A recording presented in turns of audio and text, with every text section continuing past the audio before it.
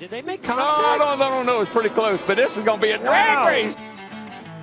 Right Look at there, this. moves Wow. him to win it. Carl Edwards bump and dump and run. Here comes Gordon right up to the bumper again. The bump and run. There it is. Maine to really turn around, Maine to Riley's cage up. Oh, yeah, welcome to the Bump and Run podcast. I'm your host, Michael D. White, joined by my two best friends, Matt the Statman Reilly and Eric Daytona Ron. Hope you guys had a great weekend. Hope you guys had a Joey Logano type of weekend. He was the big winner down in Las Vegas. I tell you what, I don't know about you guys. I keep forgetting where we were yesterday. That we were in Las Vegas.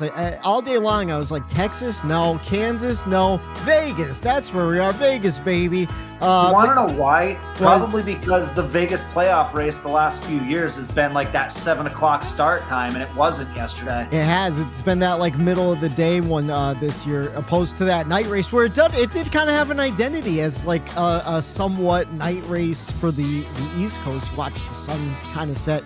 Probably going to be weird for Homestead next week, too, because we're used to that Homestead on the lights. It's a 2:30 start next week, so that one's going to be odd, too. Whole different animal. Breaks my heart. I'm so excited for Homestead, but like also, like we've talked about on the show a bunch of times, like, man, I just wish that was still the championship track.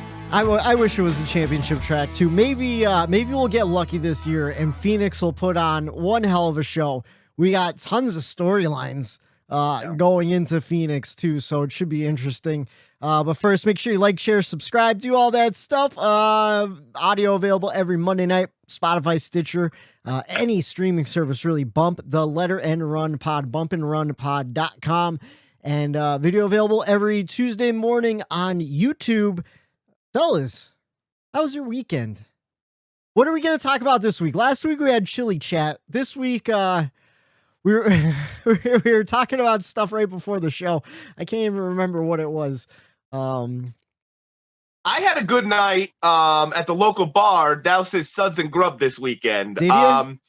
Yeah, Friday night, went in there and, we went down. It starts off like it does every time. We'll go down for a beer, we'll get some wings, and then we'll get out of there early, you know? But that never happened. So that never happens. Never happened. So I ended up taking, I think it was $60 out of the ATM, and I woke up Saturday morning and I had $175 in my pocket. Wait, so old Daytona Ron here is pretty good on the dartboard. So I won quite a bit of money playing darts on Friday night. So that allowed for the Saturday. You know, when I woke up with that in your pocket and you're like, kind of like, oh, what happened last night? Oh, okay. That was a good night. So Saturday, couch potato, ordering food. Yeah. You want that? Okay. It's on me. I won in darts, so it was a rough Friday. So the whole rest of the weekend after that, it was all vegging out and relaxing on the couch for me.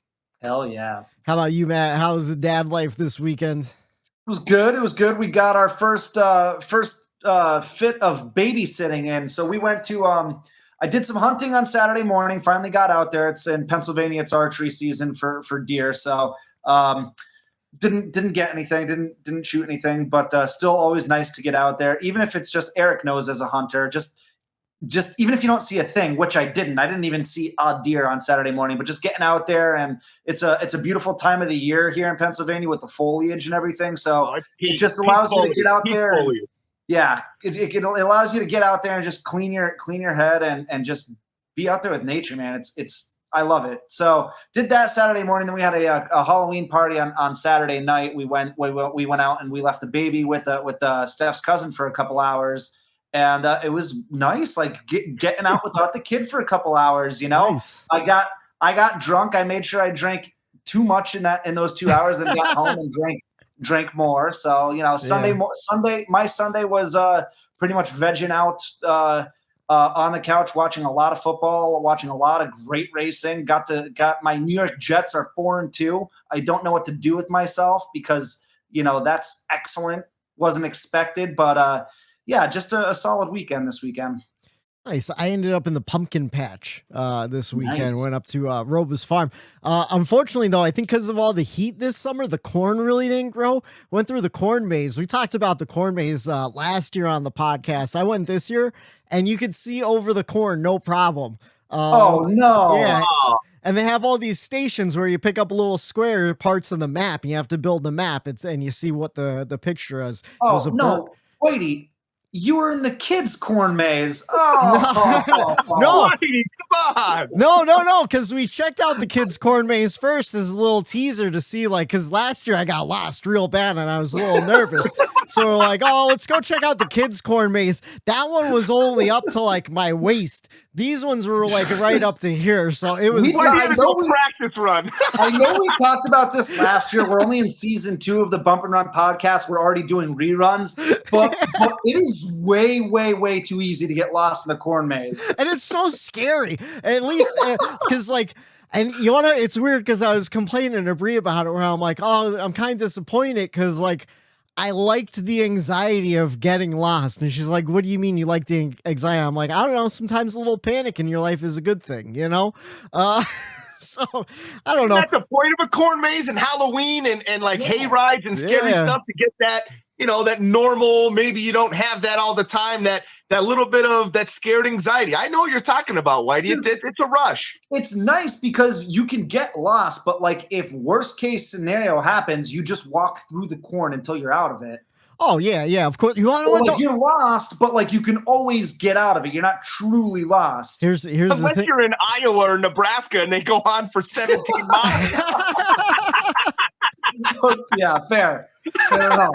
It was a good time though, and I made it out of the corn maze in time to catch the beginning of the race on my phone in the car ride home, and it was a great race. Honestly, I thought it was a fantastic race, and we'll get into it. Not too many storylines came from it, though. No, not too many storylines at all. Not possible penalties or anything like that. But let's jump into the NASCAR news. The Bump and Run NASCAR news. All right, from the news desk, Cole Custer penalized, crew chief suspended indefinitely for his actions at COTA. They are trying to appeal it. They say they have some good evidence that might reverse the appeals. And lately, we've seen some appeals being reversed. What'd you guys think about the whole Cole Custer thing? I know we touched on it last week, where he slowed down in the corner to kind of help Chase Briscoe advance. But what are your thoughts on the whole penalty and just the crew chief kind of being ejected permanently? It seems. So I saw someone, and I'm gonna get this quote wrong, so forgive me, but I saw someone make a really good point on Twitter, saying something like, well, from round to round, you kind of make up the points, you reset the points, you make things up as you go, and that you're pretty much changing the points every week anyway. So why can't a driver change the points for his teammate and help him out? I know I'm butchering that, and what I'm saying might not make the most sense. I'd have to find it. I wasn't ready for that question, but I think did we share that quote? Do you guys know what I'm talking about? I don't, but I know I have an idea of what you're talking about. Yeah, I don't know a quote specifically, but I'm mopping up what you're spilling for sure. Yeah, I'm catching what you're throwing at us. How many more cliches can we run through there? I'm picking up what you're dropping. Pretty much like NASCAR can alter the points every round. So why can't drivers alter the points by, slamming on the brakes and helping their teammate out? I thought it was a decent excuse, I guess you can say. I think it's good too. And you want to know what? So the whole thing is they're saying like, oh, you're what was the argument? You're doing something to manipulate the finish of the race, right? That's it. But really, anything you're doing is contributing to the end of the race. Like, if you pit a cycle too early, you're manipulating the finish of the race, hopefully by cycling yourself out to the front, Like, I get, like, it's like a slippery slope, Talladega and Daytona. You pit with your manufacturer so you can go out and stay in a pack and hopefully move forward. So is working with your team Daytona and Talladega, manipulating the outcome of a race because you're pushing your teammate to the lead. Did Tyler Reddick manipulate Daytona when he pushed Austin Dillon to the lead and got him into the playoffs, even though he was on the cut line? I don't know. I feel like it's a super slippery slope. I understand the comparison between Spingate and Michael Waltrip Racing because there was team communication and stuff involved, but I don't know, man. I feel like Spingate wasn't as big of a deal as some people made it out to be either, to be honest with you. Spingate was just a mess. I think that was more or less NASCAR reacting to an embarrassing situation because you had the 55 in the pit, screwing stuff up, coming in when he wasn't supposed to and arguing that he didn't want to pit.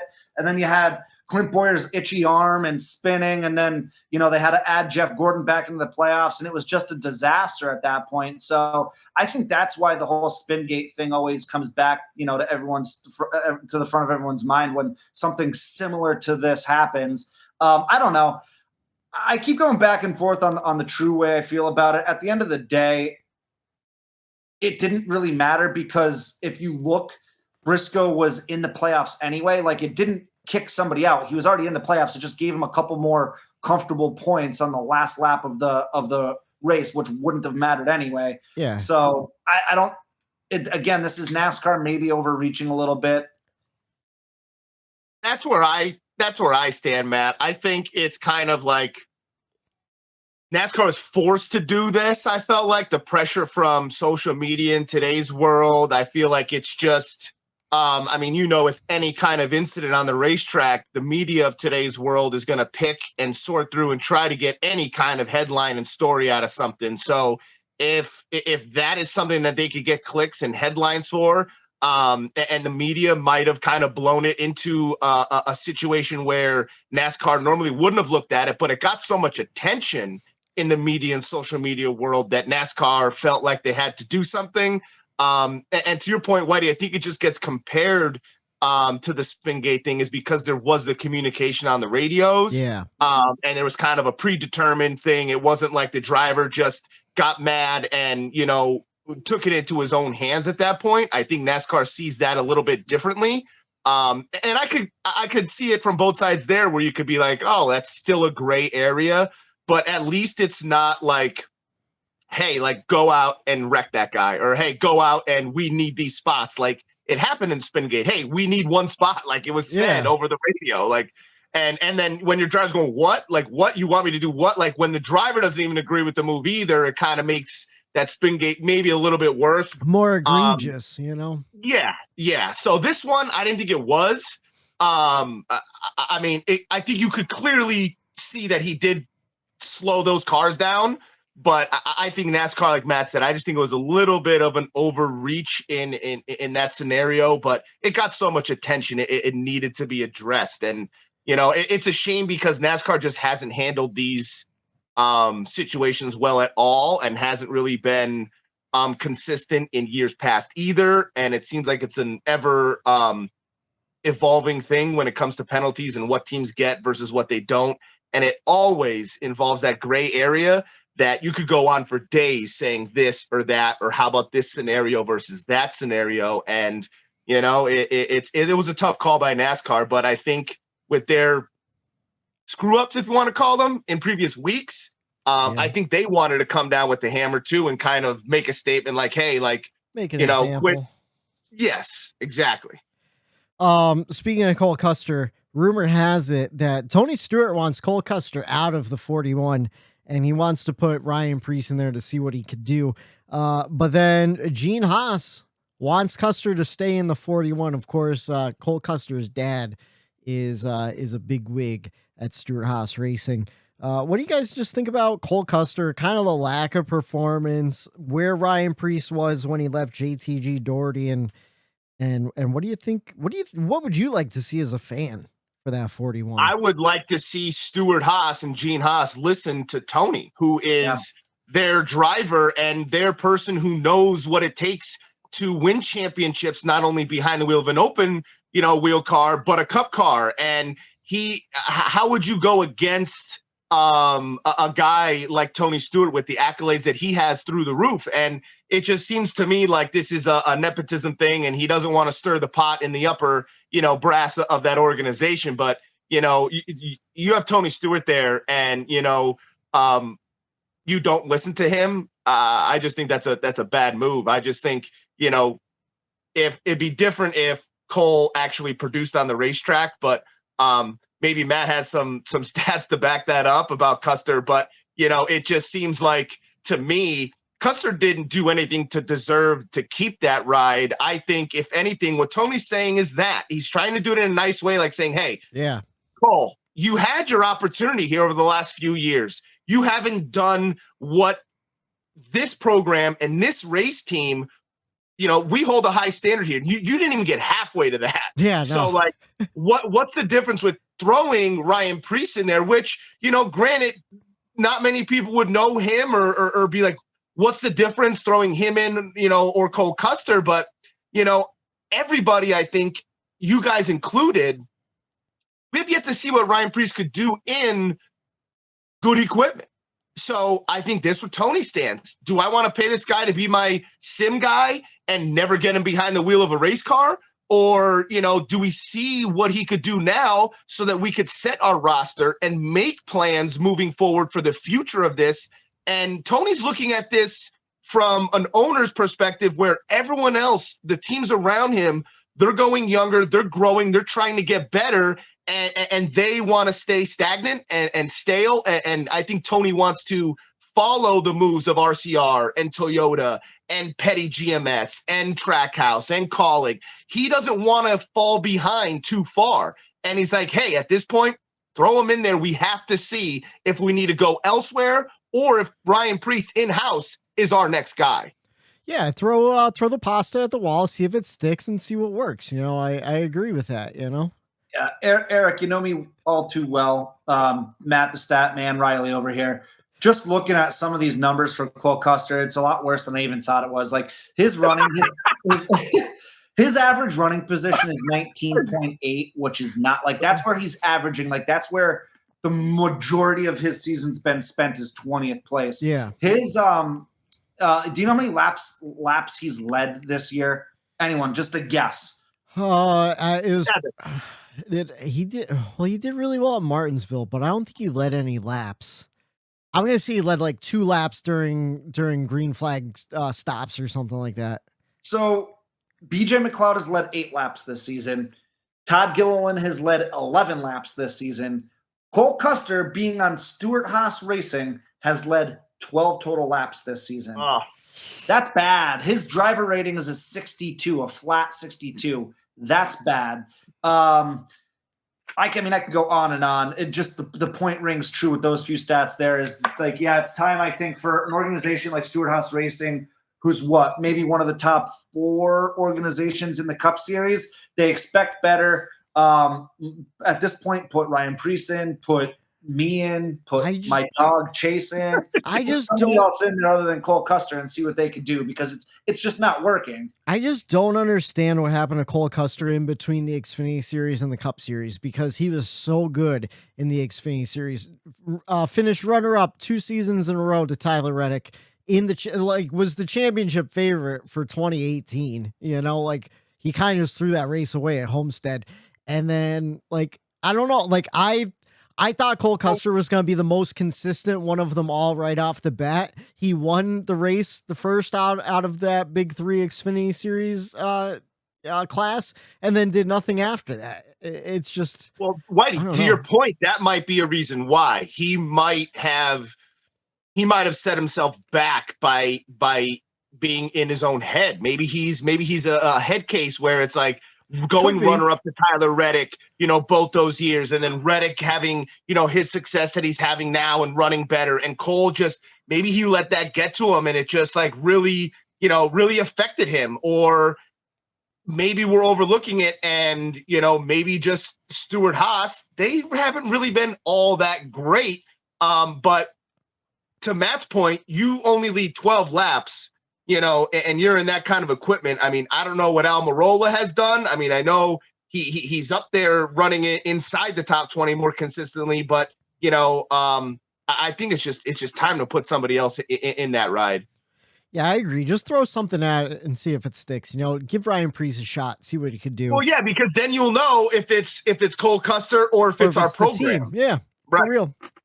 Speaking of Tony Stewart, it was rumored early that Dodge was going to return to NASCAR, and Tony Stewart might be the flagship. Apparently, it was actually RFK was in talks with Dodge, and they were going to bring him back. But it's kind of officially dead in the water now. Dodge said that they're not going to be returning to NASCAR, and they're rather to focus on their NRHRA events or efforts. So I know Tony's running a Dodge or Mopar down there. So what's up? Go on. What's up, Matt? What? No, nothing. What was the name? All right. Is it because I stumbled over it? NHRA. I know. I knew exactly why you did that. No. Anyways, today, Junior. I wasn't gonna bust the balls. I wasn't gonna. I know. We have a lot to discuss. I wasn't gonna bust your balls, but you led me to it. It's a good one. It's a good one. As soon as I stumbled over it too, I was like, God damn it! I do it all the time. Anyways, update on Alex Bowman. Of course, he missed the last couple weeks due to concussions. He will miss at least all of the races left in this season, except for a possible return to Phoenix. What do you guys think about Bowman? And what do you think about Noah Gragson running in that 48 car so far? I'll tell you what, I had mentioned it yesterday at one point during the race to my girlfriend Dana. I'm like, holy shit. Like, I go, Gregson's running in 11th right behind Eric Jones. I go, he's really wheeling that 48 car around today. And like I said last week too, or it might have been the week prior,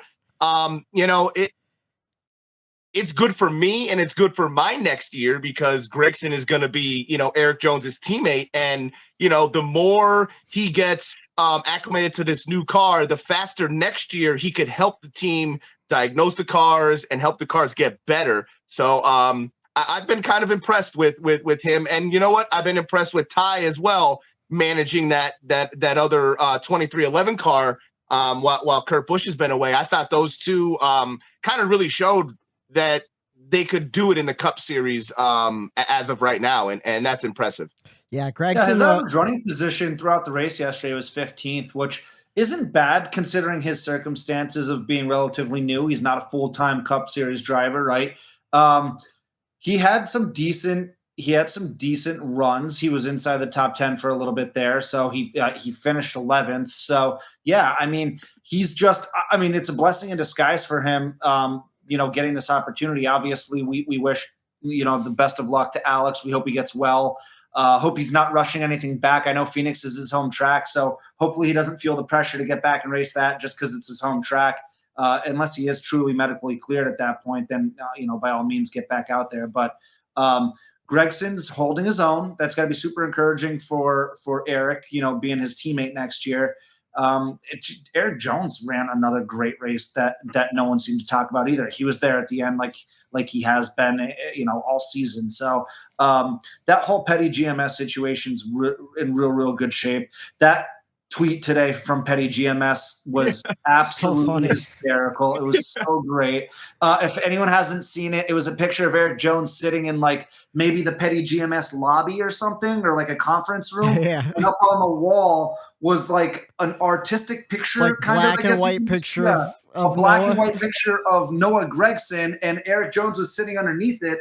And the caption of the tweet was, "He's always watching." Yeah. And it was so funny. And I don't know, I think, with Eric Jones and Noah Gragson, being kind of polar opposites with their personalities, right. I think it's going to be a fun tandem next year. I think it's going to be really fun to watch. And I think those two have in some regards the same personality where hey, I'm going to go to bat for you. Will you go to bat for me? And right. I think that's where they're going to work really well together. I think they already have been going to bat for each other too on social media a little bit. I forget what exactly it was. Maybe it was when Eric Jones called out Ty Gibbs for smashing into the back of him.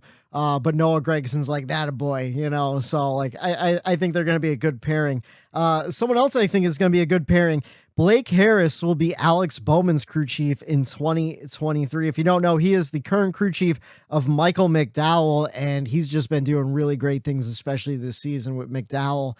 And I'm looking forward to seeing him get into the Hendrick Motorsports camp and really be able to stretch his legs. How about you guys? What do you think about that? I know Eric's definitely negative Michael McDowell the last couple weeks, but how about his crew chief moving over?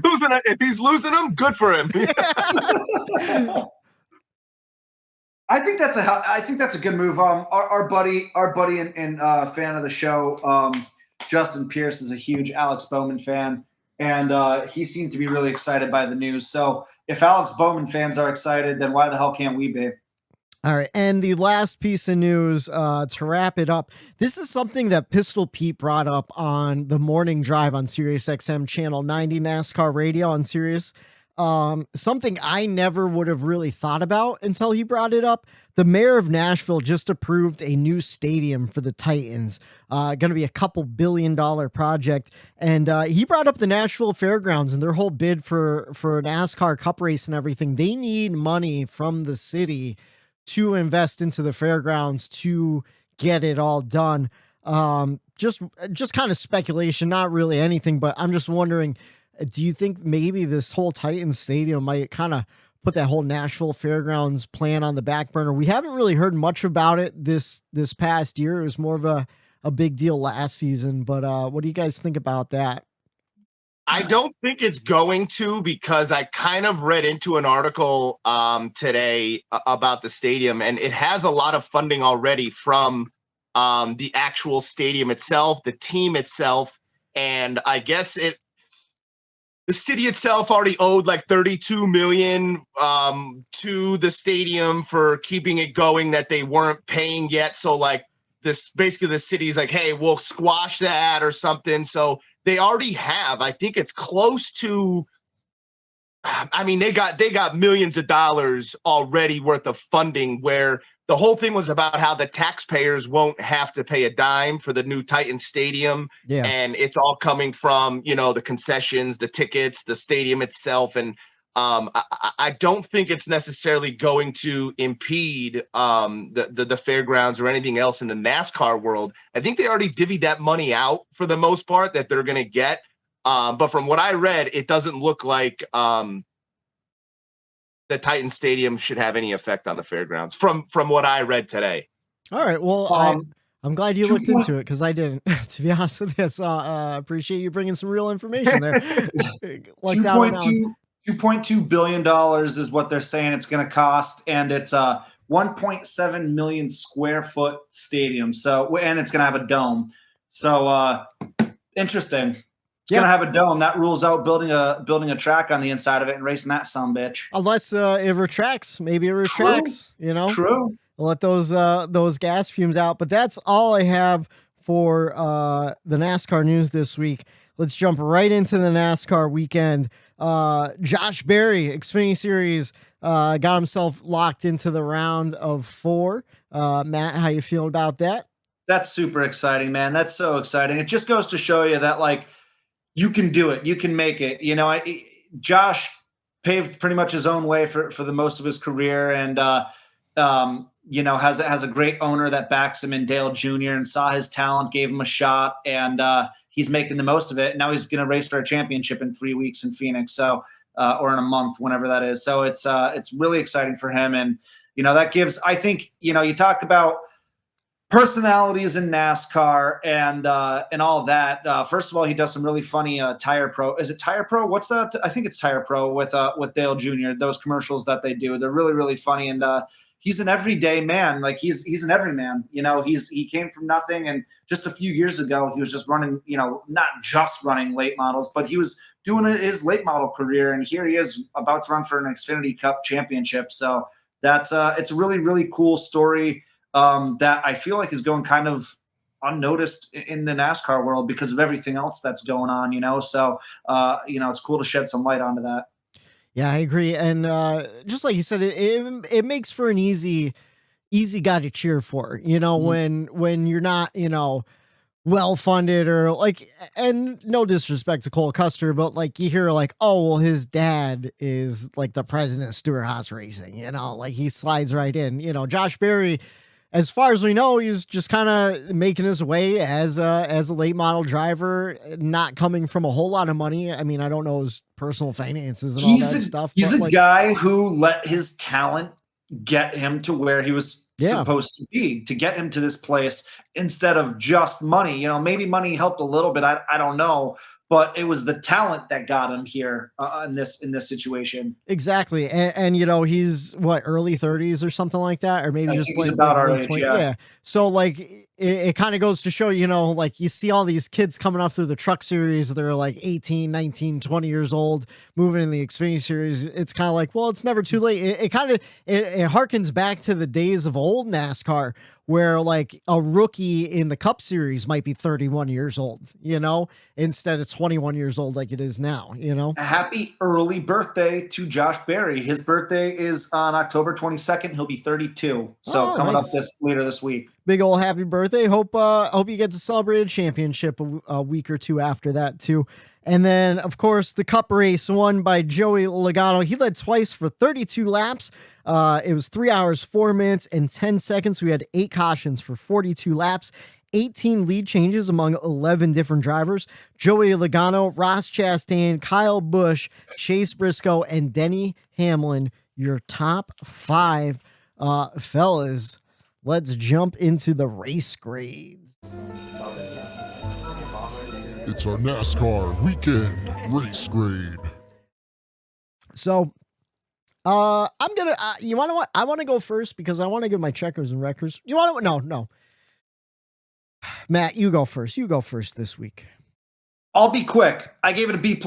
I really, really liked what I saw. It's probably the best race of the playoffs, if not the best or second best race of the playoffs. It was really good. We didn't have tires blowing out. We had drama, but it wasn't like car related. It wasn't tire related. It wasn't necessarily a call that NASCAR made or didn't make. It was. We did see one tire come off though. I don't. True. No. But I'm talking about like tires blowing and shit like that. Oh yeah. No tire explosion, but Kyle Busch losing a tire. How ridiculous was that the body was keeping it inside of the wheel well? We haven't seen that yet this season. I thought that was pretty interesting. We saw good racing. We saw multiple grooves. It was hard to pass, but drivers made it work. There was some side drafting that went wrong. I thoroughly enjoyed the race, and it gave us a ton of content to talk about. I know there's a gigantic elephant in the room that we haven't not talked about yet. Yeah. We're going to get to it, guys. I promise to the listeners. Trust me, we're going to dive into it. But solid B+ race. Yeah, because you want to know what? There was a really great race, and I don't want the race to go unnoticed too, Right. Because there was a big piece of controversy, but there's a whole lot of great stuff that happened yesterday. How about you, Eric? What'd you think of the race? Oh, sorry. No, sorry. I just me being the resident Chase Elliott fan, our supposed favorite to win the championship ran 20th all day. So there's also that, what happened there too. So just another storyline that came out of it. This podcast lets all three of us give ourselves a little clap, because if you pay attention and you listen to what we say, we called this when the playoffs started. Thank you. We called it when the playoffs started. Joey Logano knows how to race in the playoffs, and Joey Logano is going to be in Phoenix one way or another. Joey Logano wins yesterday, and he's in the championship 4. So we all three of us called that one. So a little self-tooting of the horn. And I feel like it's well deserved, because I feel like no one was talking about Joey Logano going into the postseason, but we all had him. We did, but for what we just did again, no one's talking about Joey Logano. Well, every time we bring up Joey Logano, we always end up saying it in the context of why are we just haven't been talking about Joey Logano. And then it'll be 6 weeks go by, nothing about Logano, then he wins. And then we're like, oh man, everyone can't forget about Logano. Where's he been? Yeah. And then another 6 weeks will go by, he'll have a runner-up, another win, and be like, oh shit, well, where the hell's Logano been? Oh, only in the top 4 all year long in points, and no one's saying anything. And it's like, every time someone does bring up Logano, it's like he's doing it the right way, because for once in his career, he's skirting under the radar. He really is, like that whole Joey Logano aggressiveness narrative, kind of been non-existent since Darlington with his run-in with William Byron. And then, I think some other drivers took that aggressive driver award and put it on their own uniform. That's what I was going to say. We've been talking about runner-up this week, Ross Chastain, and how aggressive he is, and some other things, So I feel like the heat has been off Joey Logano, where he's just been sneaking by, and he's been and then like everyone's focusing on Ryan Blaney, his Penske teammate. Like, oh, he still hasn't won a race, but he's super consistent and stuff. Joey Logano is just has been just as consistent. So. And then the race that he wins to get into the championship for is, of course, overshadowed by controversy. And we'll get to that. But how about you, Eric? What did you think of the race? I thought it was great. I gave it an A. It for the first time felt like I was in my living room and it was the first 6 weeks of the season again. That is the feel that I got watching this race. Yeah. And it was a sigh of relief in my living room on Sunday, and it was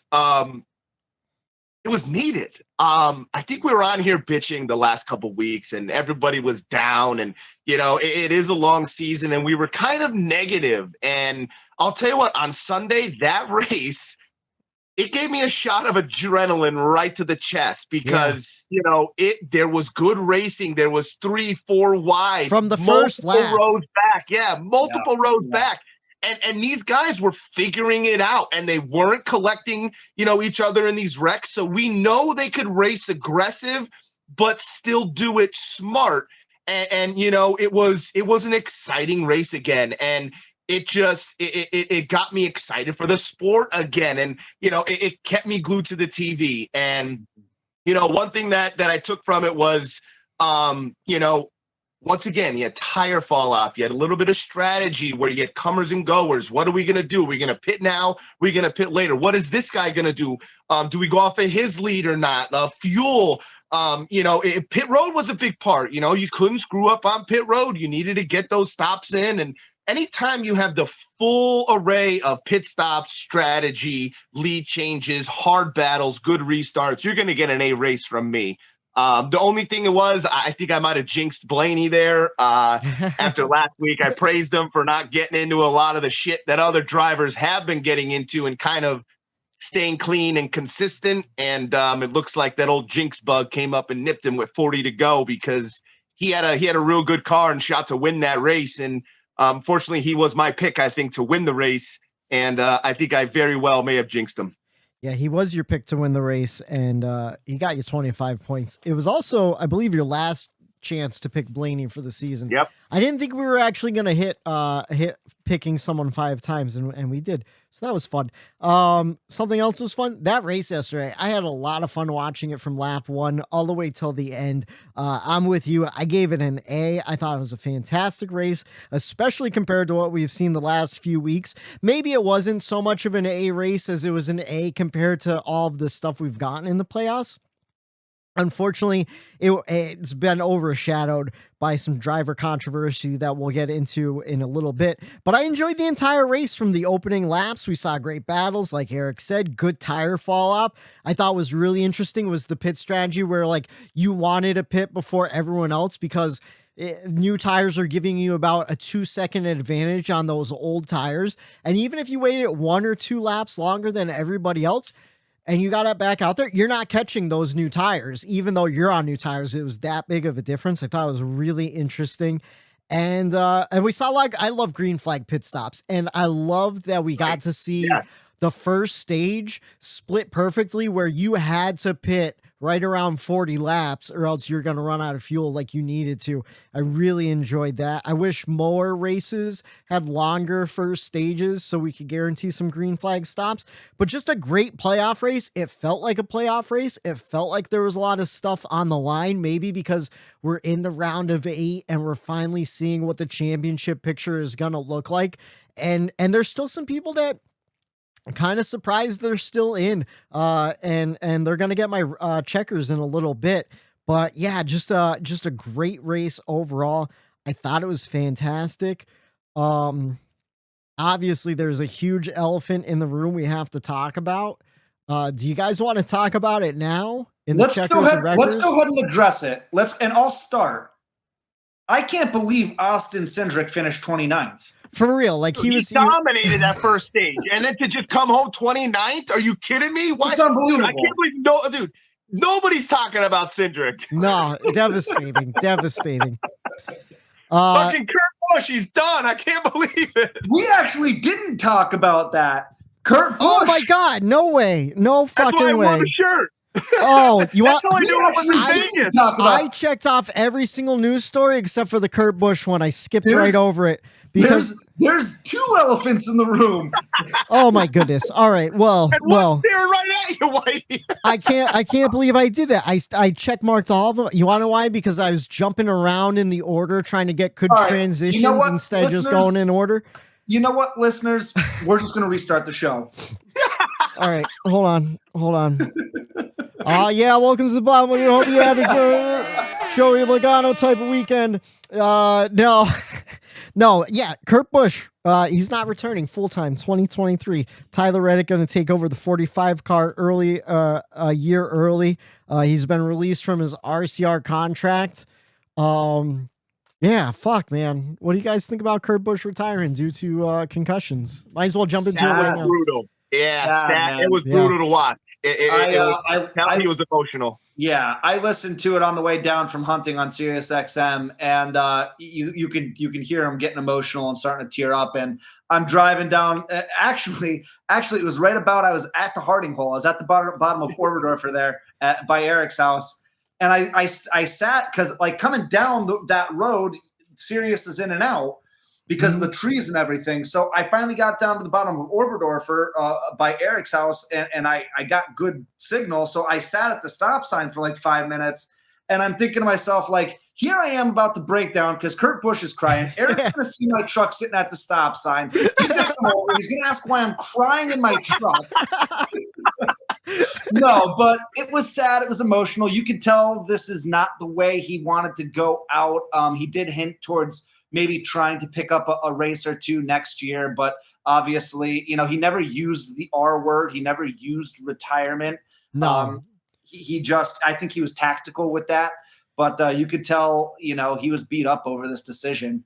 Yeah, it's just devastating, especially to see it happen at Pocono, like watching it live. Like I was on top of the truck when it happened, watching practice and everything. And like, I don't know. It's one of those deals where it's like that hit was way harder than it looked. And like, I knew it. And like, I was talking to, I forget who it was. It was someone I never met before, but I was talking to him. I'm like, yeah, that didn't look bad, but that was definitely a bad hit. And I didn't think it was going to be career ending, but unfortunately it was.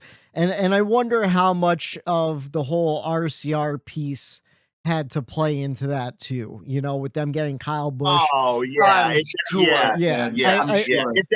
If that whole deal and swapping drivers and if that's not even on the table, I think he's driving that 45 again next year, no doubt. And that's just he's a Busch. He wants to go out there, and the thing that is he's been competitive everywhere he's gone, every single season for his age, still winning races. So it's been impressive, his career up to this point. And the thing that kind of gets me is he wasn't able to do it on his own terms. Yeah. And when it's not on your own terms, that makes it a lot harder. And he probably would want to go out there and do it on his own terms and say, hey, you know what, I feel comfortable leaving now. But he nailed it. And it's tough for athletes who have been in it for a long time to really listen to themselves and really look to their future, because most of those high athletes, they don't think about that. And it's like, all it is they're in the moment of now, but that now doesn't last forever.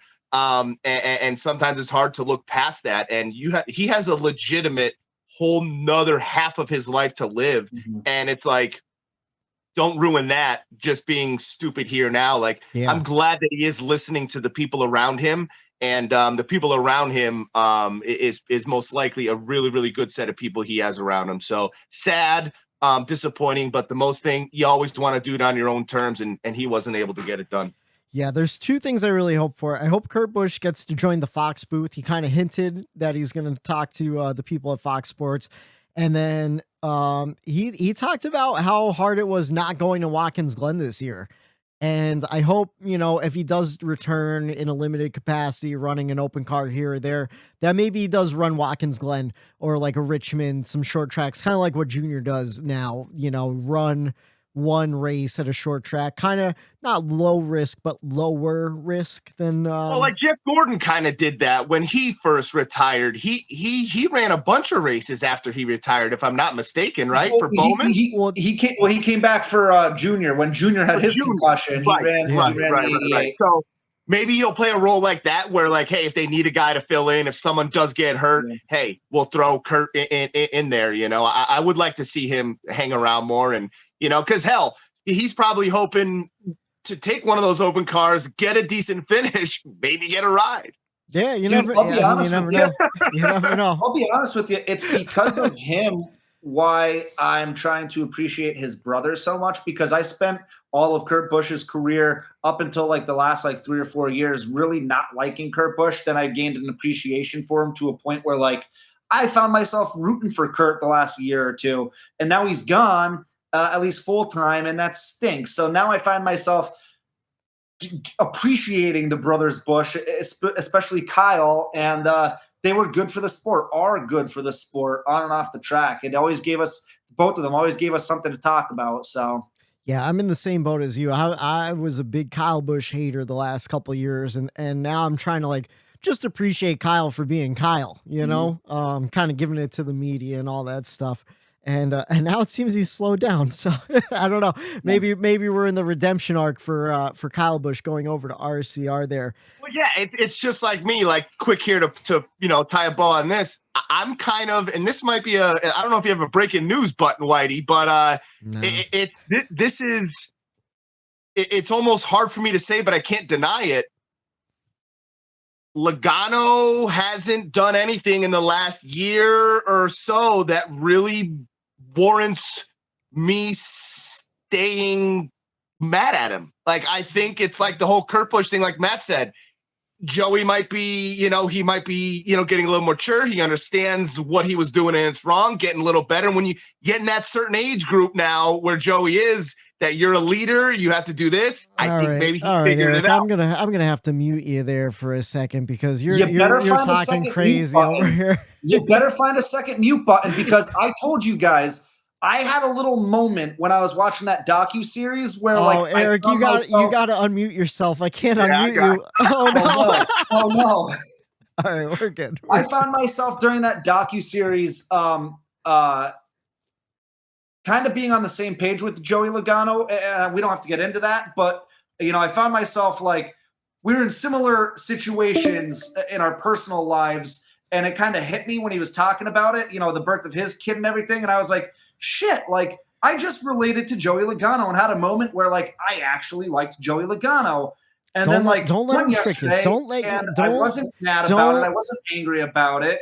It was weird. Don't let Logano's personality off the track trick you, because I fell into the same hole listening to the morning drive. He comes on every couple weeks. He does Behind the Wheel with Joey Logano. And he's a nice guy when he's talking to people. He's a family man. He's talking, but you want to know what? Then he goes out and he scums a win off someone else. It's going to be Chase, or it's going to be fucking Eric Jones. And you're going to be right back here on the podcast going, fuck Joey Logano, fuck Kimmy Schrader, the only Logano fan we know. So I don't want to hear any of this love for Joey Logano. I agree. It's going to be Logano putting Chase in the wall on the last lap at Phoenix to steal the championship from him. Could you imagine? Yeah. Oh, yeah, no, yeah, I can imagine it. You can put that out to the universe. Oh, wow. no. Wow. Okay. All right. This took a turn. I should have said that. Mike, cut this out. Cut this out. Show's going off the rails. I'm taking us back to the station. 3 wide for the lead. 1 lap to go. It's this week's Checkers and Wreckers. And I'm wrecking the both of you guys. What the fuck was that?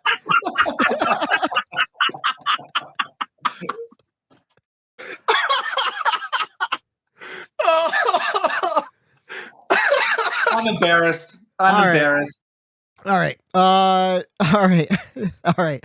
Eric, what's your checkers and wreckers for the weekend? All right. So, my checkers, I haven't went this way in a while. I'm going home team here. I'm giving my checkers to Eric Jones and that 43 team. Matt kind of hinted at it a little bit earlier.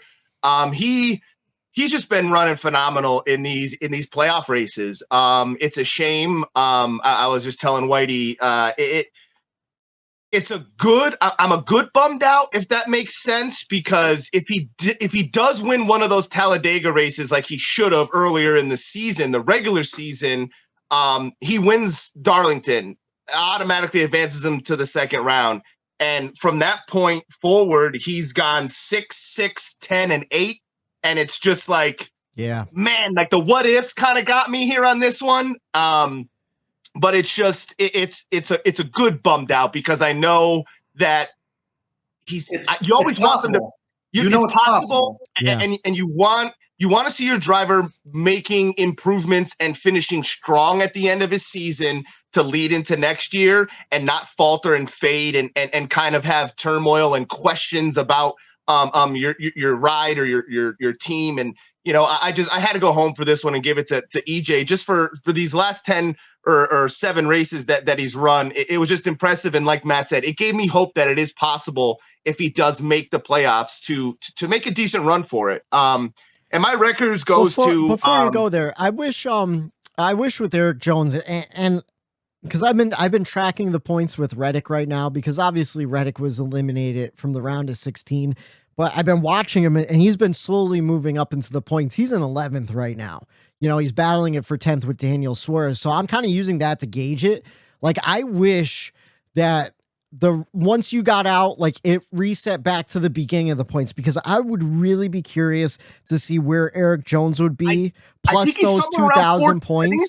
I think it's somewhere around 14th. Maybe, I would say somewhere in there. Has to be somewhere in there. I don't know after these last 3-4 weeks, but I know he was hovering around that 14th, 13th. Like, before the reset, he was right in there as well. And, some of those other drivers, they didn't have real good 7 races in the playoffs, and here he did. So I agree, Whitey. Then you show your true season for what you did as far as your points total goes. And I think he was a deserving driver to be in the playoffs if he was able to get it done. He really was. It was unfortunate that things started clicking just a little too late. Like, it's just a timing thing. I said, it's a good bummed out though. Yeah.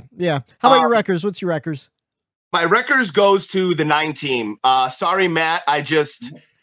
I heard it on Sirius today. Moody brought it up, and I'm like, wow, I didn't even think about that. The first race in each of these playoffs, he just has been absolutely terrible. And Moody was kind of talking about how he's one of it has to be the most appreciative driver for his bonus points that he got for those wins, because they are really saving him, to carry him out of these rounds. And, it's, for me, I'm reckoning because, I want to see the best driver come out on top out of any kind of playoff, any kind of sporting event. And I think it'll be an utter shame if he doesn't make the Final 4. So it's just like, man, like, he's really testing out his team, and he's really testing out, himself, as far as, hey, could I bounce back from this? Like, if he doesn't have those points carrying over, he's in a really tough spot. And, it's a shame to see that, because he has been so good all year long that, we've seen it. All it takes is one bad race. You look at Christopher Bell, he makes something happen. I mean, you look at years prior, Kevin Harvick, cutoff, make something happen. It would be exciting if Chase was on the cutoff line going in to make that. And hey, could he do that, make that happen?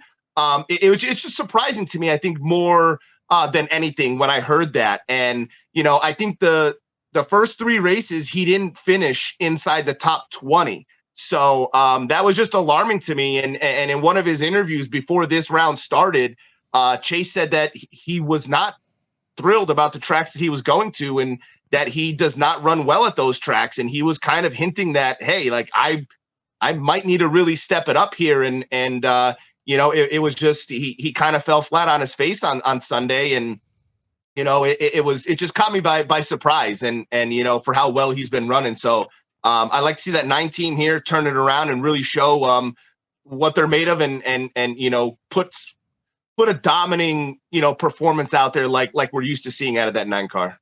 Yeah, man, and I can't help but to feel that the Homestead is going to be his last chance, only because what we saw at Martinsville earlier this year, where there was no passing. I know he did okay in that Martinsville race, but he's going to have to qualify well. If you can't pass Martinsville, it's going to be all about where you're starting that race at, and then, just trying to stay out of trouble. So let's hope he can do something at Homestead. He's plus 17 points right now, I believe. So he's got a little bit of wiggle room. He's got to get stage points. He hasn't been getting stage points. He's got to get those stage points. Hopefully, but even 17 over the next 2 races, that evaporated like that, dude. Oh yeah, and I can only imagine you like I'm talking here about Eric Jones and his finishes of the what ifs, because he's not in the playoffs, and I kind of like for this, my records, I kind of put myself in your shoes and was like, damn, like for how well of a season that Chase has had, it's like 17 points. I'd be not too confident about that going in, especially when you're not running well. So, I hope he could turn it around here. Yeah, and if you're a Chase fan, let us know how you feel in the comments about his performance and his chances here, and hit us up on Twitter and Facebook too. All right, my checkers and wreckers. I'm giving my checkers to someone we all thought was going to be out of the playoffs a lot sooner than he is. Chase Briscoe. He started the day in bad shape. He went down a lap early, but the team worked on the car, and somehow he came back and he finished in the top 5 for a guy who we and everyone else had going out in the first round. He's done what he's needed to do to stick around, whether that's capitalizing on other playoff drivers' issues or what. But he's still 9 points out on the cut, but he's in good shape going into these next 2 races, and he won in Phoenix. I don't know. I don't want to put the cart before the horse, but I mean, we already know he can win again there. So I don't know. It's pretty crazy. And I got to give an honorable mention. Kyle Busch sliding through the grass, losing a tire, still pulled off a 3rd place finish. So both those guys. Vintage Kyle Busch right there. That is vintage Kyle Busch. Think Kyle Busch has a shot this week? Kyle Busch has a shot every week, Yep. Where's that from? That was from like a TikTok that someone sent in the Instagram group That's one day. Right. That's right. It was like a comedian. Hell yeah, Kyle Busch got a shot. He got a shot every week. It's true though that we did see vintage Kyle Busch, and we also saw his last appearance with Adam Stevens as a crew chief, because he's definitely getting suspended for that tire. That's a 4-race suspension, which means Daytona 500, Ty Gibbs is going to be starting without Adam Stevens if Adam Stevens continues to be the crew chief for the number 18 car. Do those penalties carry over? Because that blows, knowing that you aren't going to the biggest race of the year 4 months in advance. That sucks. I'm almost certain that it carries over. That is a good question, though. Does the clash count? It's an exhibition race. Ty Gibbs, well, it depends if they do the clash the way they did last year, where everyone's invited and you have to win your way in. I don't know. That's a question for Bob. Yeah, we got to tweet at Bob Pockris and figure that one out. My wreckers. goes to this big gray elephant that's in my house. He just will not leave this room. It's driving me nuts. I had people reach out to me telling me that they were excited about us covering this. So we were just doing a little tease the whole time. We wanted to see if we can keep everyone listening to this point. Yeah. So we made it. So now we can get into it. Here's the thing, though. I also have exclusive audio from Bubba Wallace's in-car that nobody's heard. I obtained this from a special source. I had to do some dark arts to get it. You're going to enjoy it. But if you didn't see the race yesterday, Kyle Larson got into Bubba Wallace in the exit of turn 4, put him into the wall a little bit, kind of just used him up, a racing deal. And Bubba retaliated really hard. Now, in the moment I'm watching it, I didn't realize it was a retaliation. I assumed the car was broken and it was just all one big accident. So no, for real. And so when Bubba went over there and started shoving him and shit, I was pumped up. I'm like, yeah, fuck yeah, Bubba, don't take no shit, you know? Since then, I've retracted a little bit. Also, we've gone back and forth over this whole entire thing all day long in text messages. I mean, all day long. We could have did a whole entire show just reading our text. We did. We literally did like 3 shows via text message today. Yeah. But my record is going to Bubba hooking Larson. It was a bad move. You never want to see a guy get hooked like that from the right. It automatically sends you right into the fence. I said it a million times on here. I don't like cars being used as weapons, and I stand true on that. At the time, though, I have to wreck the fans for saying Bubba should be thinking of safety and his teammates' career-ending injury. There was no thought in that situation. It was 3 seconds. He got put into the wall. He thought, fuck this guy, and he went after Larson. And in fact, he had a little bit of encouragement. And this is the in-car audio that I'm talking about. This is literally the moment that Kyle Larson put him into the wall. Hey, Bubba. It's the little devil on his shoulder. Kyle Larson just put you in the wall. I think it's time you go after that motherfucker. Get him, Bubba. Get him, Bubba. Take him out. Yeah. No, Bubba, you don't want to do that. Daryl, please, Daryl.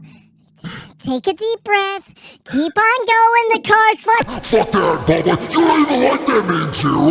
You're Bubba and you're gonna take him out.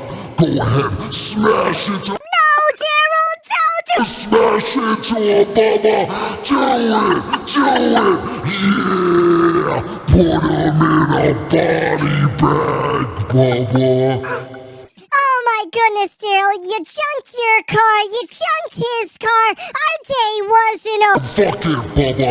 Get out this car and go punch him in the fucking face. He's been doing that shit to everybody. Come on, Bubba. Yeah. Shove him, Bubba. Shove him. Yeah. No! Daryl, you've earned so much respect from all these people over the months. You're finally running well. Oh, fuck those people, Bubba. You don't need them.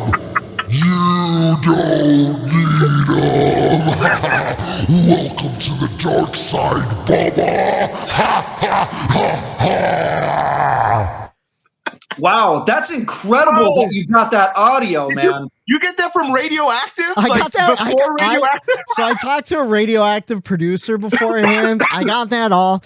And yeah, that's what happened in between those 3 seconds. Bubba got put into the wall and he retaliated, which I'm not saying it was the best retaliation, but at the same time, Kyle Larson even admitted he put himself into a bad spot there. He put Bubba into the wall. He raced him very aggressively.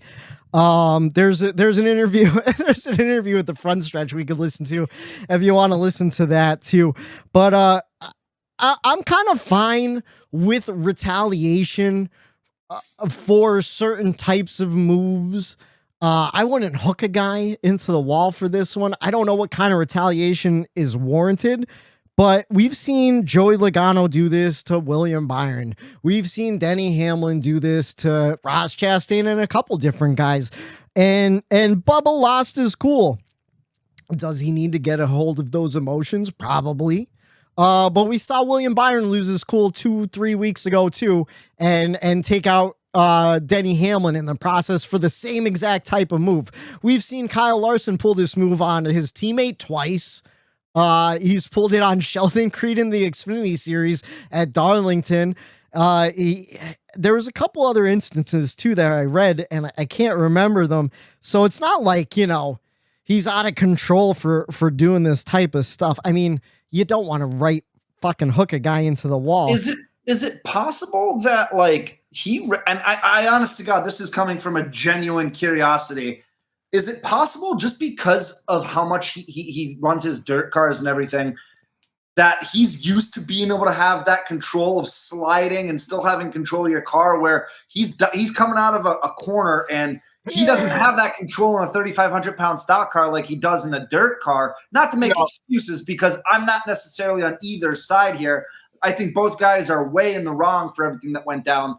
But for Larson, he seems to be doing these things a lot. And for a guy who everyone dubs as one of the top 2 or 3 best race car drivers in the world, he seems to be making a whole ton of mistakes this year, and it's uncharacteristic of him. I think to your point, Matt, I think he has the confidence to even attempt those moves, right, is what it is from being in that dirt car.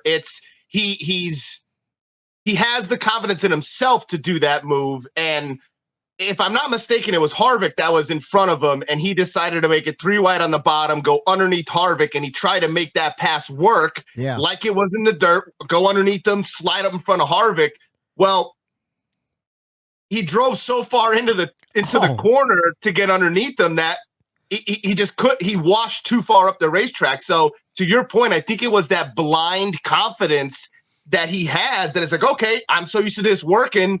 And it was one of those instances where he went for it, confidence to do it, probably pulls that move all the time. And, the car it didn't stick.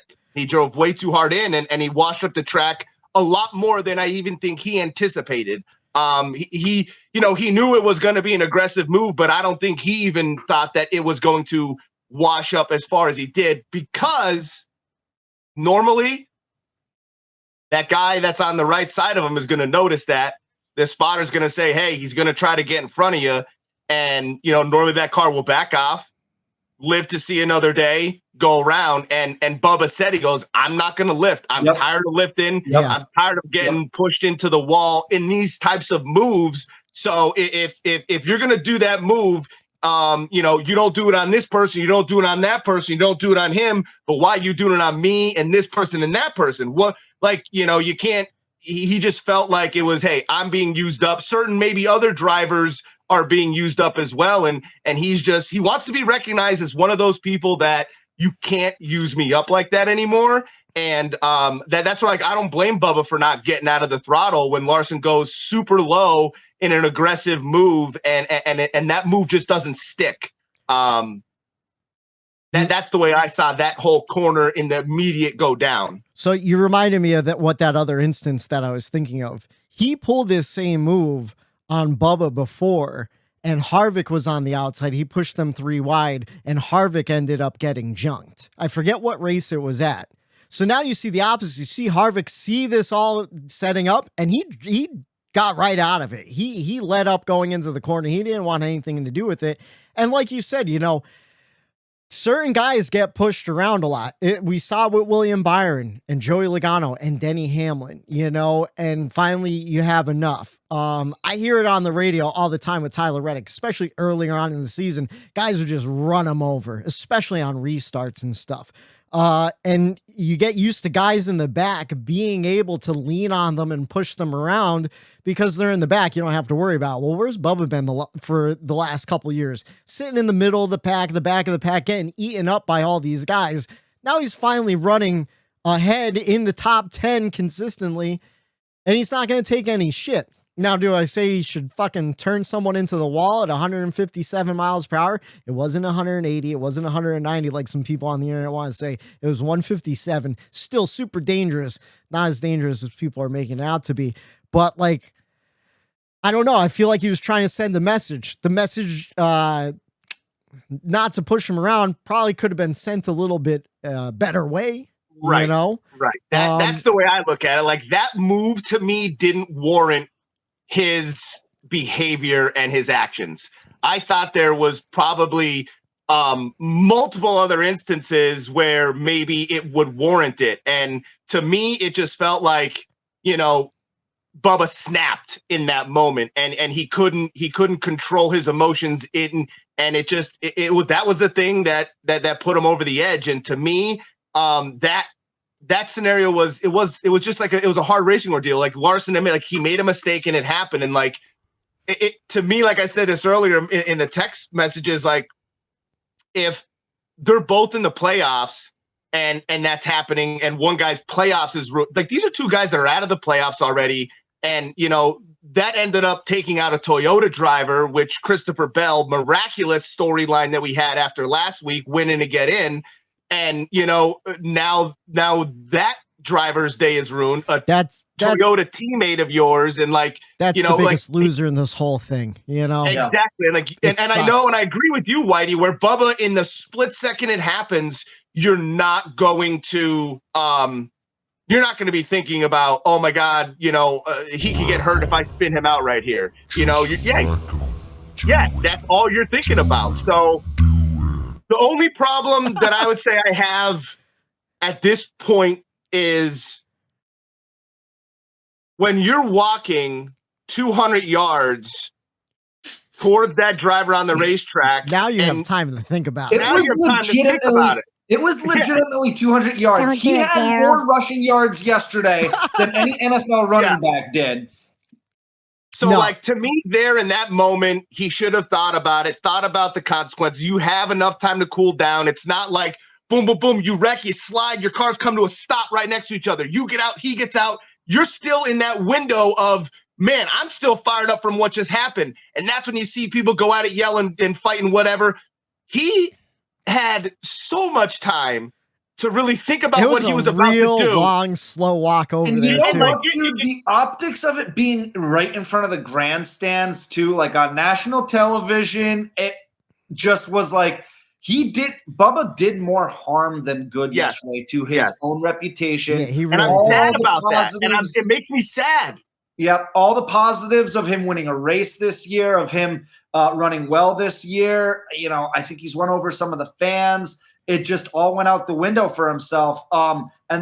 Just when he got to Kyle and just started shoving him, it's like, what I'm more okay with him doing the shoving than I am with what happened inside the race car. I'm with you guys. That the whole weaponizing a race car when you're doing whether it's 57 miles an hour, 157 miles an hour, or 200 miles an hour, you shouldn't be doing that, especially in the midst of all this safety conversations that we've been having over the last couple of weeks. Like, he legitimately put Kyle Larson in a situation where he could have been seriously, seriously injured. Thank God that didn't happen. We don't play the what if game here. Thank God we don't have to worry about that.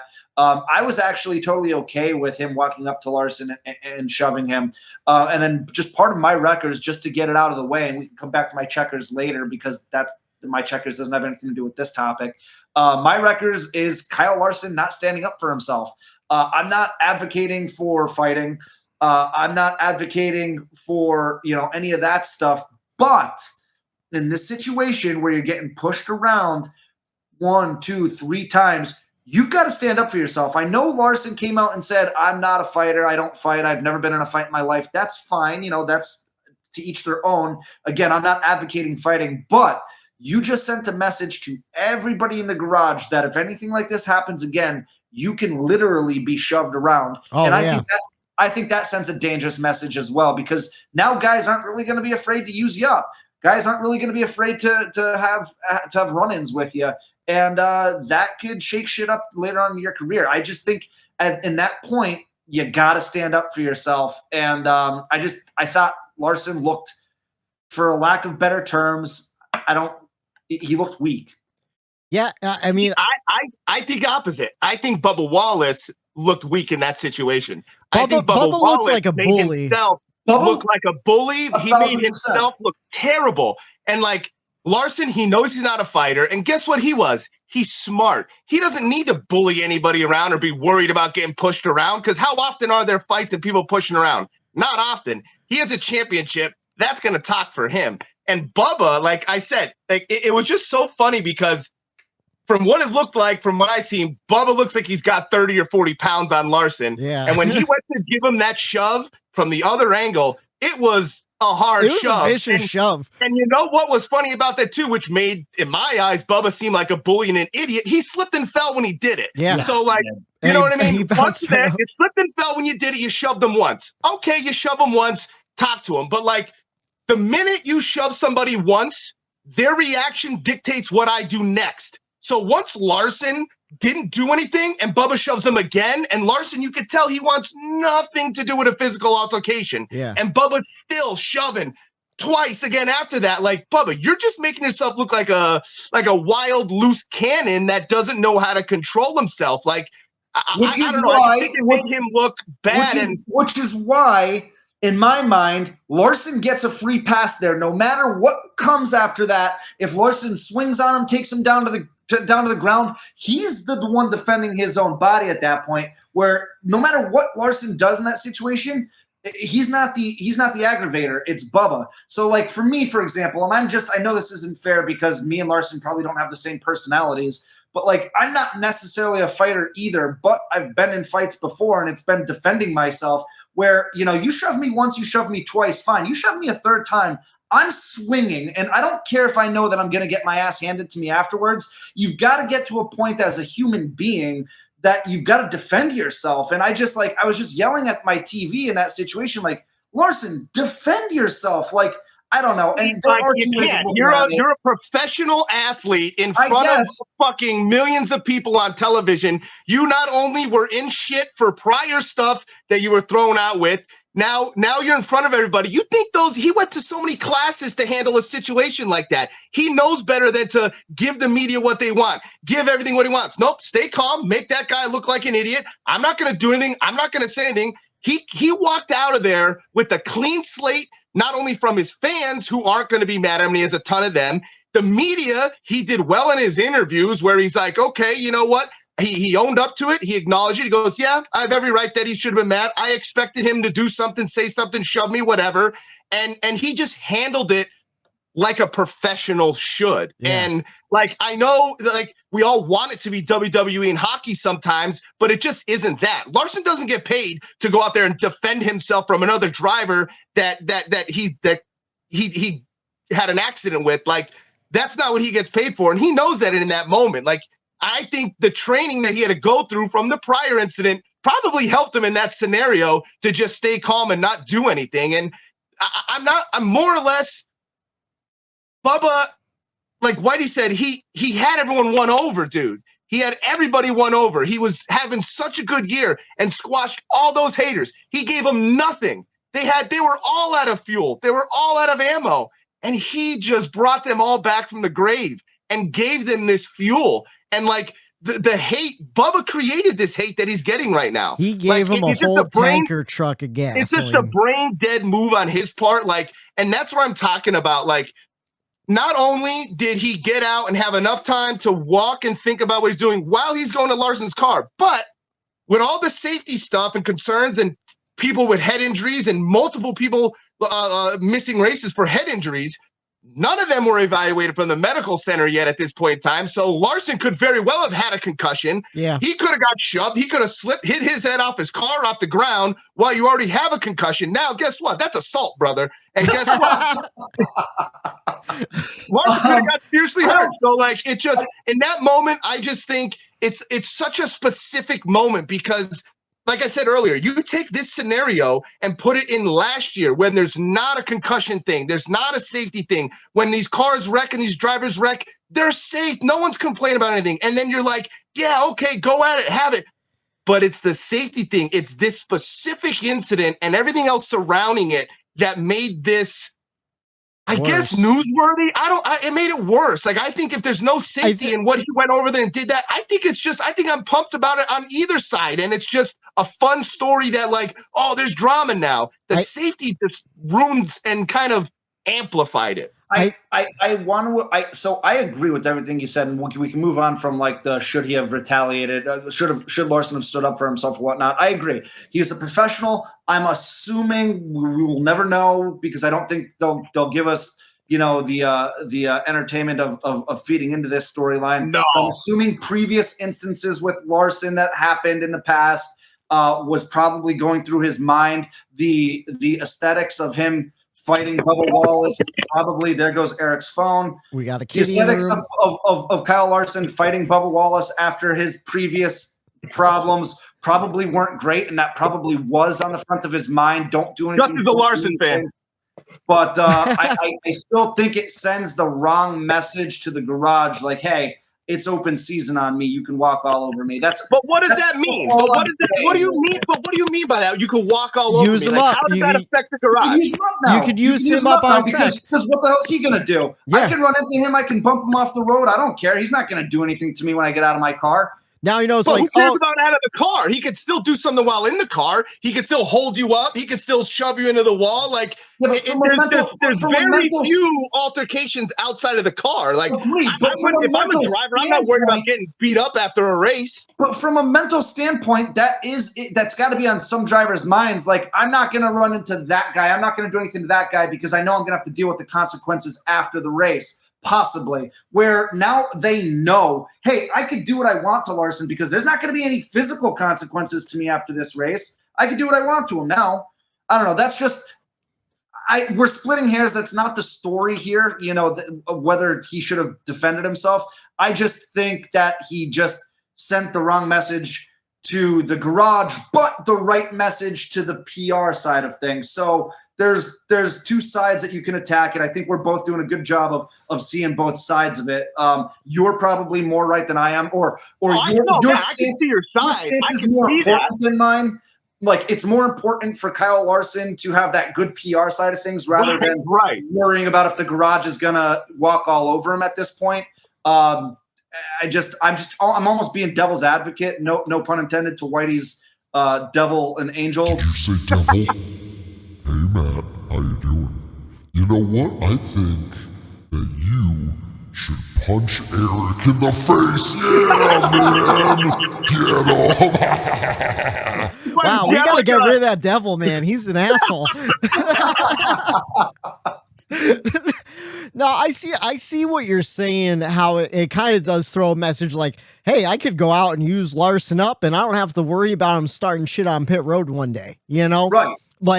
Like, think about all the scuffles we've had with, like, Joey Logano and Denny Hamlin. Like, we know, like, okay, those guys, they'll throw hands if they have to. They probably don't want to, So guys, don't try to push them around too much. It's kind of like Ryan Newman, I don't know. I don't think physical altercation goes through people's minds on the racetrack, whether they do a move or not. I don't think that's taken into consideration, because if you look over to the last however many seasons, you could probably count on both hands how many fistfights and altercations there were that went to like, oh, I'm not going to do that to this guy because he actually put up a good fight against me. I don't think that does much to prevent people or say I could push you around. They use the same fights for the last 15 years. Like, you know what I mean? Like, Bubba, like, throw a helmet. You know what I mean? It's not that common is what I'm saying. Like, I get your point, Matt, but it's like, I don't think that's what's going through like the Cup drivers' minds, I guess.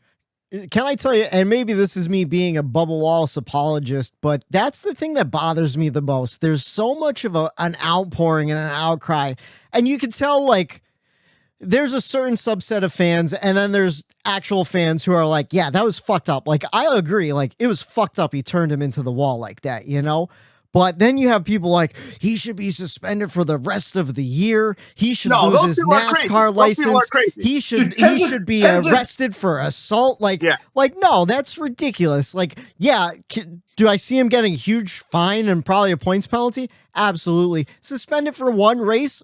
Probably justified. Other than that, like, Kendrick got suspended for a race, so there's your precedent right there. But a race, right? It's not the rest of the season. I don't think he should. Like, I saw people talking about McDonald's should pull their sponsorship. And, which you want to what? Denny should fire him, and Michael Jordan should be ashamed. Guess what? Michael Jordan, his own boss. They're definitely not going to be happy. Michael Jordan, his own boss, punched one of his own teammates in the face during a practice once because he wasn't getting enough out of him. Michael Jordan knows all about competitive Tuesdays. Huh? When it hits those guys in their pockets, when MJ's pockets getting hurt from it and Denny's pockets getting hurt from it, And we all know, look at what Kyle Busch just had to go through. Yeah, with sponsorship and trying to get sponsorship. It's key in this sport. And if you go and fuck around, and like I said, that's why, the PR side, you are right, Matt. I think it does hold a little bit more weight in today's financial structure of how these teams make their money via, the sponsors. I don't think Toyota is going to be happy with them either, because they just took out, the owner's point.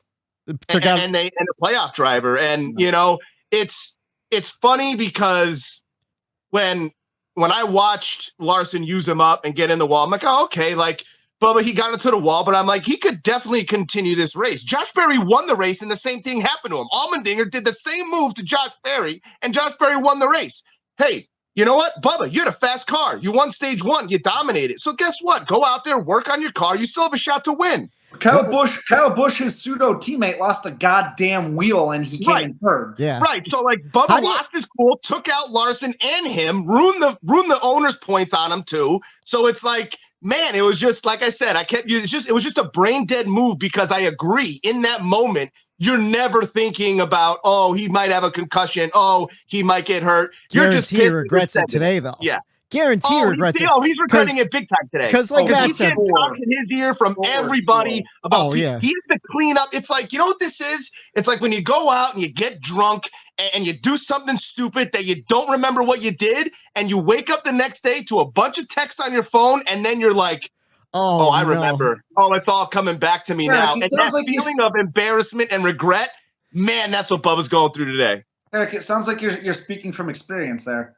Yes. See, here's the nice thing, and I guarantee all three of us have woken up to those text messages the next day after a night of douses and regretted some shit you've done. But at the same time, we didn't have the world watching us. We didn't have social media attacking us and stuff. And like, I don't know, that's the thing that bothers me, the whole thing. It's like, if it was any other driver, would it be this big of a deal? No. And I could agree with that, because I think Bubba does amplify that certain, I'm not even going to call them fans. He amplifies a certain group of people that just want to hate, that just want to, put people down and, make themselves feel good by talking bad on someone else. They're not actual fans of the sport. They just want to make someone feel bad about themselves. And, a majority of real race fans could see it for what it is. And I think we did a hell of a job at saying, hey, was he right? Was he wrong? Yes. And yes. And this, and like, we look at it from a whole perspective. And then there's a whole group of people, once again, I will not say fans, that just want to stir the pot. Yeah. I'm curious what kind of penalties or fines will happen, if anything. One in particular, I want to know if he gets in trouble for walking across a hot racetrack, because like, that is so dangerous. Well, some caller today, Moody flipped out on a guy today for bringing that up about the Haley Deegan guy. And he's like, whoa, why are you always trying to connect it with something? What does that have to do with this? It has nothing to do with it. Was that the pit crew one? Yeah. I heard the same guy on the morning drive too. Completely two different situations. I feel like, I don't know about you guys. If you don't know what we're talking about, a couple weeks ago in the truck race, Haley Deegan, one of her crew members lost the tire and he chased it across the pit road. Now that was during live pit stops. So cars are coming down pit road. Super dangerous. They pulled his hard card. From what Pistol Pete and Mike said in the morning, they believe he was reinstated back into NASCAR. They just pulled his card for the day. Yeah, he was back. Moody said he was back to work the next week. Yeah. But at the same time, like, NASCAR protocols, you get in an accident, you're supposed to wait in your car until the safety team comes and clears you. He jumped right out. He walked down the track. Like you said, that long walk over to Larson. And an official even tried to stop him and say, hey, we got to go to the medical tent. And he even actually, I'm not going to say he shoved him, because he didn't. He kind of just he's like fuck off. With the camera. He's just like, get out of here. And like, he kind of like bumped the official's hand out of his way. Like, I got some business to take care of. What? And that might stem something there too. Touching an official is something that NASCAR is not going to fuck around with. That's where I think NASCAR, if they want to make an example of Bubba, and they don't really have anything else, I think that they can lean back on that. You put a hand on our official, that's good enough for a suspension. Now, I don't know what you got. My personal opinion is I don't think NASCAR should make an example of Bubba right now. I don't think they should lay the hammer down. I just, and even Larson doesn't agree with that. Larson even said, he's like, listen, I don't think because Larson knows too. That's Larson's interviews. He was a driver. Like, he knows drivers and mentality, right. And he knows that you get mad sometimes, you mess up, you do shit, and this happens. And it's like, I don't want to be suspended for something that I just mistakenly did or done something. And, it just, his interview was good. And, it just, to me, Bubba, I think Chase and Blaney, if they're as good of friends as everyone says, and they're made out to believe, Bubba really has to take some notes from those guys in their interview about being professional. Yeah. Could you imagine, Bubba, they're your best friends. How about you go back and watch their interviews? What if Chase and Blaney, they acted like Bubba did in his interviews every time their day didn't go as planned? It would be a shit show. They would be painted as the worst, most asshole Kyle Busch-esque drivers. But guess what? Chase and Blaney, you know what? It wasn't our day. Yep, I'm upset. Got to do better next week. And you do a professional interview and you let all that other stuff, you do that behind closed doors. And I just think they, as friends, should take Bubba under their wing and be like, listen, whatever you need help with, whatever, I'll let you know how I put myself in a mind frame after I get out of the car. And I know there's going to be tough questions.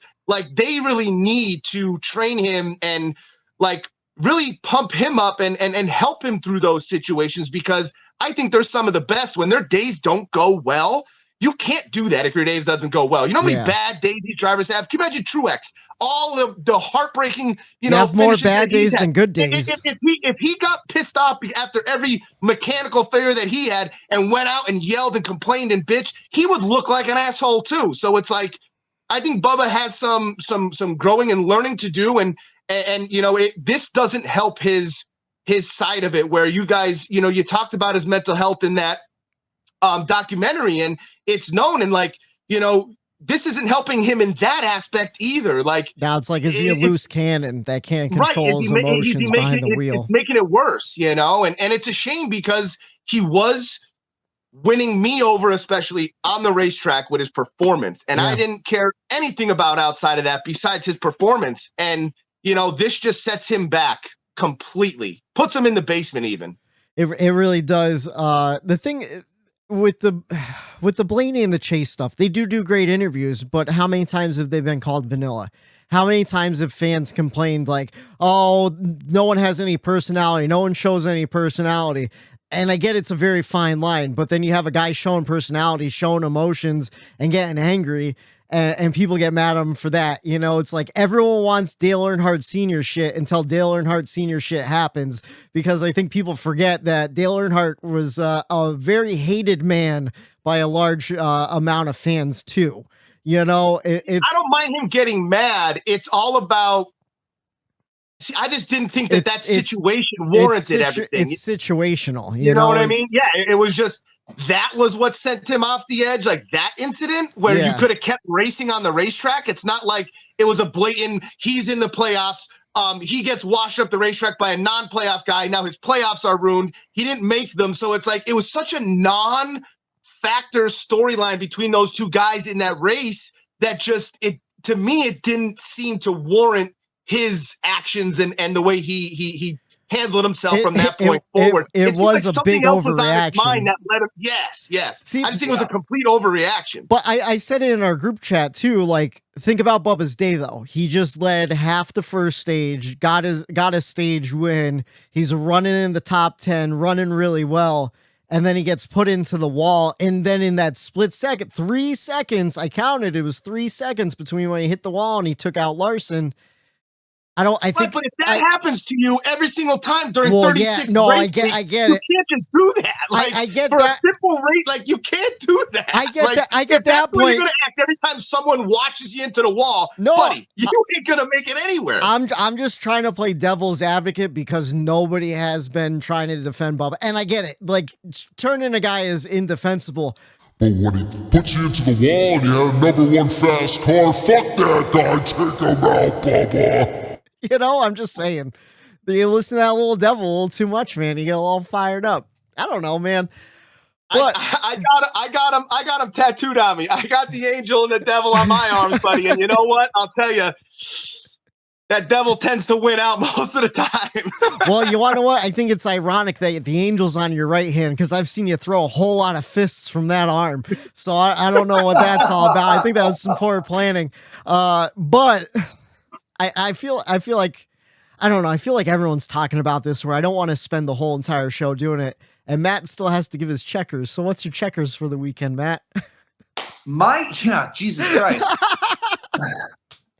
So we're shifting gears here. We're shifting gears and can drive this one home. So my checkers goes to we had arguably the two most aggressive drivers that this series has seen in the past 10 years racing for a win. And the winner between those two guys gets a seat at the table in Phoenix for a championship. We had Ross Chastain and Joey Logano going head to head in a battle. Great battle. I was waiting. Oh, man, was I waiting. And here's where my checkers comes into play. We have the two most aggressive drivers. There wasn't a speck of paint traded there. Those guys respected the shit out of each other, raced each other super clean. They had at one point they had a cam on Ross Chastain behind Joey, and I was just thinking to myself, like, he's gonna dump him the second he gets to him. He's going to dump him. And then when Joey got around, or I'm sorry, that was Joey. And then when Joey got around him, I was like, Chastain's gonna dump him. And then I thought, Joey's gonna dump him. Like, no way does this end clean, because these guys are like, if there's ever an opportunity for either one of these guys to dump somebody, it's right now, because the winner goes for the championship in Phoenix. Oh, and I had Kansas flashbacks of when he dumped Kenseth in that same fashion, where it's like, okay, Joey was faster than Chastain was, for sure. And Joey was faster than Kenseth was, for sure. But the whole part of racing is trying to figure out how to get around that guy, racing him without shoving him out of the way. And Ross was throwing great blocks, too. He was blocking everything. I'm like, oh, man. But I don't know if this is just my mind telling me this or if it really happened. I thought I heard during the race, his spotter or crew chief, don't know which one, told Joey, we're faster, take your time, you're going to get him. So I think they kind of calmed him down in that situation, said, hey, you're going to get around him. You're way faster than him. I think they told him, it's going to come to you in the next couple laps. You have enough time just to race the way you're racing. You're going to get around him. So I think that helped too. And I think that constant ear, getting that for Joey kind of helps him in those moments. And it just goes to show that he could learn from those past incidents. And Matt, I was right there with you. I thought we were going to see somebody bump somebody out of the way there. I didn't know this, but I mean, we talked about it before the show during prep that there's a sack. Sorry, Monday Night Football, boys. We were talking about it before the show, and I didn't know this, but it makes perfect sense because Ross Chastain's racing mirrors how Joey Logano races. Ross Chastain came out and said, like, I've got immense respect for him. I actually looked up to him. I tried to replicate his racing. I guess Ross has gone so far as he even watches film on Joey and he studies how Joey races. And I thought that was like, I guess that I never thought about it like that, but it makes sense that he would look up to Joey because their racing styles are virtually identical. And we talked about Joey making his way through playoffs and, Ross with all the turmoil and controversy surrounding him getting payback done. Look where he's at. He's making his way through the playoffs. So, impressive for both those guys. Yeah, and then let's just wrap up the race here. A couple more things. Of course, Seabell in another must-win situation because of the whole entire accident with Bubba and Kyle. Blaney had a great car until a tire issue took him out with 40 to go. He's now in a must-win situation going into the next two races. We talked about Chase. We talked about Logano and Ross. We talked about Kyle's comeback. We talked about Chase Briscoe's comeback. Reddick and Suarez wrecked. I don't think there was any contact with that. They actually both met today together with an engineer to figure out what happened, whether it was like an aero push or something like that. Just an unfortunate day for Suarez. I threw on my Danny Suarez shirt that Shredder got for me at Pocono in solidarity for him because I felt bad for that move. And that's basically all I have for the race. Do you guys have anything else to add for the race? Because we're running out of time. All right. No, good race. It was a breath of fresh air to finally get some good racing and hard racing to keep me excited for these next coming weeks. Yeah. We're going to arguably what a lot of people consider our best 1.5 mile track in Homestead, and we've seen just outstanding 1.5 mile racing. So I'm really, really, really excited to see what Homestead brings us. All right, and to end it, of course, every podcast on a Monday loves to talk about the winner, Joey Logano. We barely even touched on Joey Logano because we were talking about the loser of the race, who also happened to come in last place. It was Bubba Wallace. He led once for 29 laps, winning stage 1 until the incident that we just discussed for about, I don't know, half hour or so.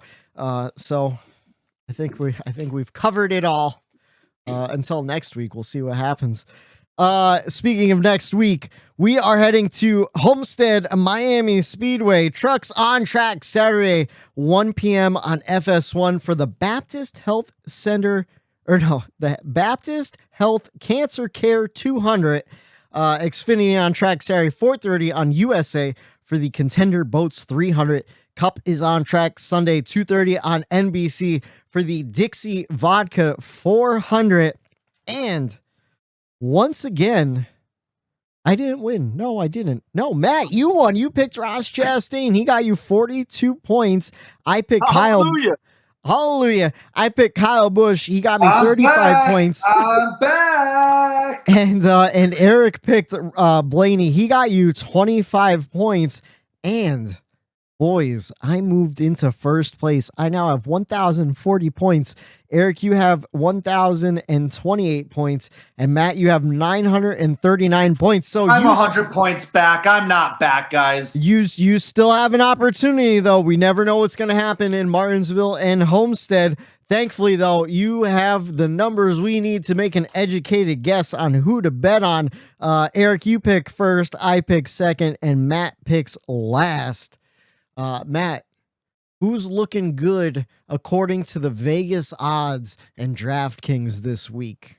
I bet you Tyler Reddick and Kyle Larson are at the top of the list. We'll see what happens there. You gonna let me get to it? That's what that long pause was for. I don't know if you picked up on that one. I was giving you time. I was stalling. The Dixie Vodka 400. We're going to Homestead. As I said, I'm super excited. These lines are brought to you by DraftKings. DraftKings, they're a huge fan of me. I gave them a lot of money, and I didn't take any from them this weekend between college and the NFL. So I won $10. Thank you. I don't know if you want to listen to me about gambling advice because I am on a cold streak. But no, I'll give you your top 10 favorites. You got a tie at the bottom of this list here with Christopher Bell, Martin Truex Jr., and William Byron, all plus 1,200. You've got Chase Elliott, Joey Logano, Kyle Larson, Kyle Busch, and Ross Chastain all tied at plus 1,000. And then your third favorite to win this race, Ryan Blaney. Your second favorite to win this race, Tyler Reddick. And I'm sorry, Blaney's plus 900, Reddick is plus 800. And then your favorite to win this race, they're high on him, even though he just got done saying this week that Toyota is more of the David than the Goliath. Denny Hamlin is plus 700 and your favorite to win down in Homestead. The reason for that, Denny was really fast in this last test that they had down in Homestead, where a lot of guys are making hay at the top line. Denny was the fastest. And he also said, expect a big, long train at the top because everybody's going to be running the top. So, Eric, who are you going for? I got to take him off I can't let you take him. I'm going with your boy, Tyler Reddick in the 8. I was going to say, don't pick him. He says don't pick him. So, I don't know. Too late. Oh no, I want him because whenever he thinks he's going to be fast, he crashes out. I want him to think he's got a shit car because he usually wins those races. All right, well, then I'm going with Denny Hamlin. Give me Denny all day long. And that leaves me. You guys left me wide open here, boys. I don't know what you were thinking. This guy loves to rip the top of a racetrack. He did it his whole career. I'm taking Dale Earnhardt Jr. All right, and we'll see if Dale could get it done in Talladega this weekend. I'm doubling down. I just have a feeling Ross Chastain is going to punch his ticket. Okay, all right. I like that. I like that a lot. All right, looking at the playoff battle, Christopher Bell minus 23 points, looking like he needs to win. Ryan Blaney minus 11 points, Chase Briscoe minus 9, and William Byron minus 6. Denny Hamlin in fourth plus 6, Chase Elliott plus 17, Ross Chastain plus 18, and Joey Logano locked in to the championship 4. Can another playoff driver lock themselves in to the round of 4, or will it be a non-playoff driver? Who will it be? Will it be Tyler Reddick? Will it be Denny Hamlin, or will it be Ross Chastain locking himself in to that Phoenix race? We'll find out this Sunday, 2:30 on NBC for the Dixie Vodka 400, and we will break it all down for you next Monday night as always, and hopefully there isn't a whole big old elephant sitting in the room. For Matt the Statman Reilly, for Eric Daytona Ron, I'm Michael D. White. And the devil saying, have a good night. Happy Halloween. All right. Have a good night, everybody. That was fantastic. The bump and run. There it is.